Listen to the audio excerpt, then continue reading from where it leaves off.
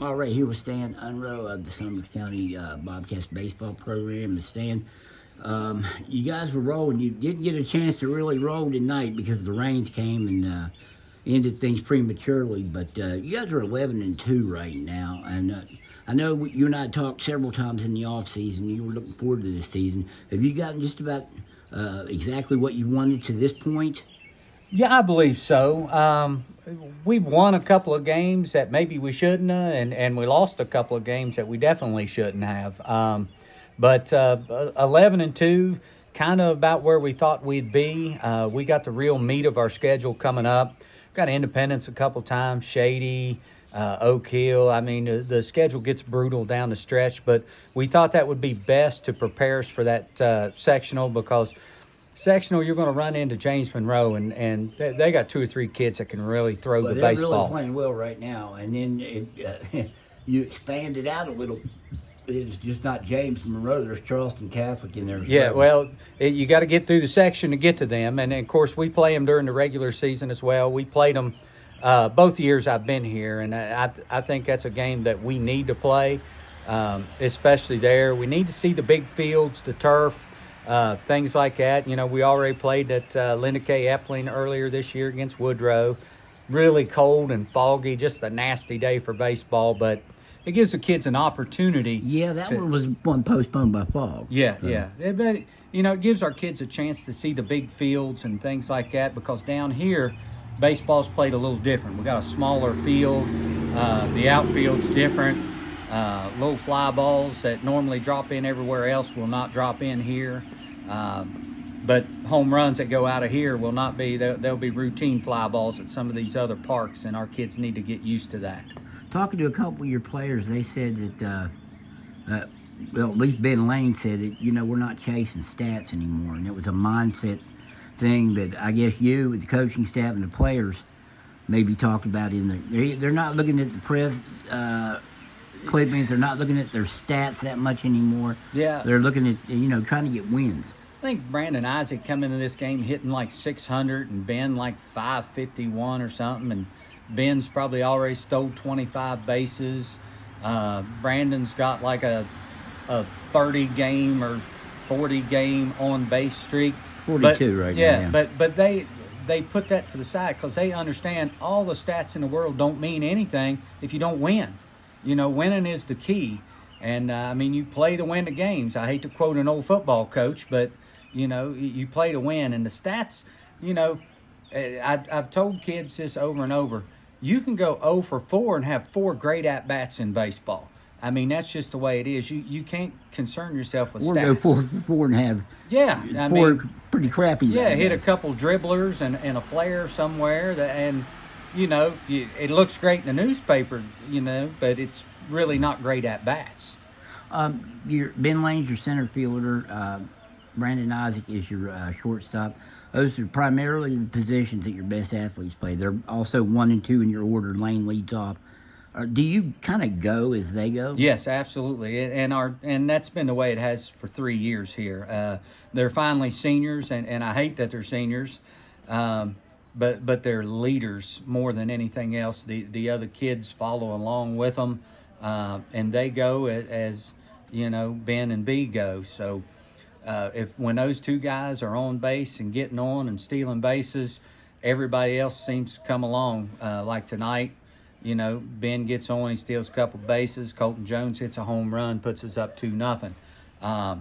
Pitchers concern themselves a lot with our running game, and that allows some of these other kids in the lineup to really, you know, hit the baseball for us. Well, you showed a little bit of power with Colton Jones. Had a pretty good, a steady at least pitching performance, ran into 1 inning. But it seems to me with the speed you got on this team, that small ball that you had working there in, I believe, the 2nd inning when you scored 3 runs, you load the bases, you get a walk. You get a sac fly, you get a third strike wild pitch to score your 3 runs. Is that what's going to make Summers County? Yes, that's how we score runs. Get to Charleston or not? Yes, that will dictate how far we go. And again, you got to get on base, and then you got to get the bunts down. You got to move runners along. And we've been real successful the last 3 or 4 games, finally starting getting some bunts down and moving runners. And when we do that, we're going to score some runs. So when they get your top 2 guys get on, and then you can put the ball in play, Yes. it's going to be a team that can be successful. And we've got some kids that come behind them that can really hit the ball. Ryan Oliveris, Colton Jones, Jake Boone, Roby Brown's coming on. We've got some kids that can hit, and like I say, we've got 7 or 8 that can really run. And that's going to be how we win baseball games. We're going to have to small ball and steal some bases, get some bunts down, some squeezes. That's just how we play. You're averaging 10, I think, well, over 10 runs per game. Well, that's a new. I didn't know that. 10.4 is what Yeah, it is. So. I don't. Again, we don't talk a lot about stats. We talk a lot about winning and doing it the right way. But is that indicative? A lot of teams that average 10 runs are there because they got some power. Yeah. You guys are doing it through small ball. Yeah, Does that surprise you at all? It doesn't, because we have some kids with some power too. You saw Colton Jones hit one across the railroad tracks tonight. Ryan Oliveris has enormous power. These kids have hit several home runs last year, and we expect them to hit a lot this year. But yeah, if we're going to score 8 or 10 runs, we're going to steal a bunch of bases. We're going to bunt the guys around. Are Ben Lane and Brandon Isaac, are they guys that can lead you to Charleston? I believe so. This is my 3rd year here, and we've been waiting for the senior leadership. And these kids are leaders. They're winners. They want to win. And, we'll go as far as those 2 kids take us. Do you remember the moment when they said, we're not looking at stats anymore, we're going to... Absolutely. And where was that at? Was that your new building over here? We talk about it religiously. Out here, preseason practice, and we huddle them up and we tell them every day, it's going to be a different guy every day that comes through for us. Ben and Brandon are going to be on base. We know that. But we have to have that next guy to get them in. And, our kids have bought into this. They know we have to move runners around if we're going to win baseball games, and everybody's bought in, and they don't care about the stats. I keep trying to tell them, a sac fly, a sacrifice bunt, that don't hurt you. You remember, was it those 2 that we're talking about? Yes. You remember the day absolutely. they talked about it and said no more? Or? Absolutely. Out here on the baseball field, they talked about it, and then in the barn. And these 2 kids aren't just leaders out here on the field. They're leaders off the field. They have a group team chat that they're all on, that these kids talk every night. And they talk baseball every night. And we're trying to teach them baseball. Listen, the ability's there. The athletic ability is phenomenal with this team. It's most athletic team I think I've ever coached. But it's teaching them baseball, and Ben and Brandon are 2 kids that they talk baseball a lot, and they talk to the other kids about it. It's like, it don't matter who scores the runs, it don't matter who's the winning pitcher. Like we started Roby Brown tonight, sophomore.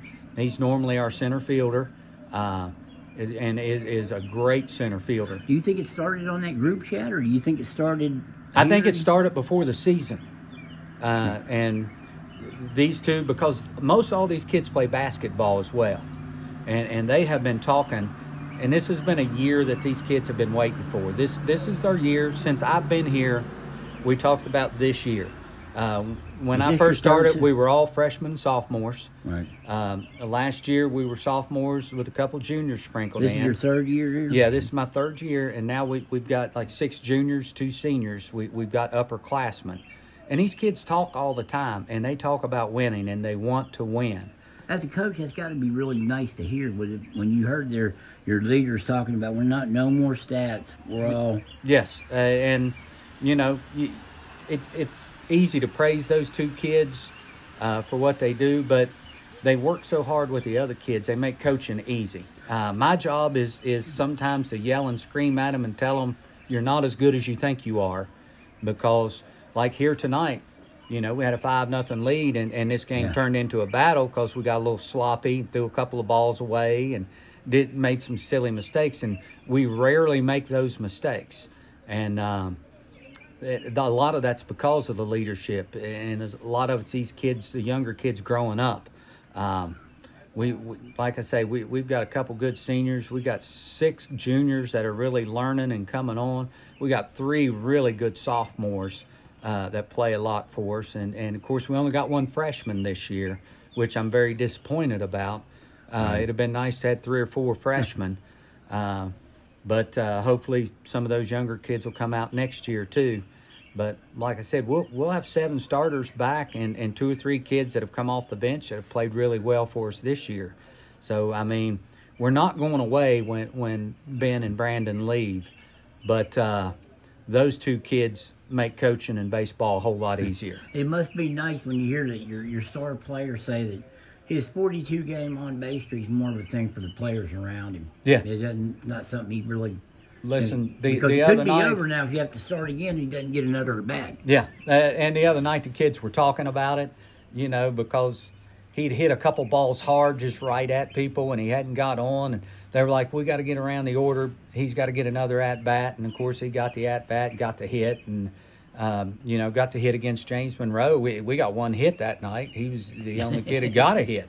So I mean, these kids, it's important to them and things like that, but I don't think it's important to Brandon. I don't think he would care if he went 0 for 4 if we won. Right. All right. Hey, Stan, I appreciate your time, man. Thank you. I appreciate it.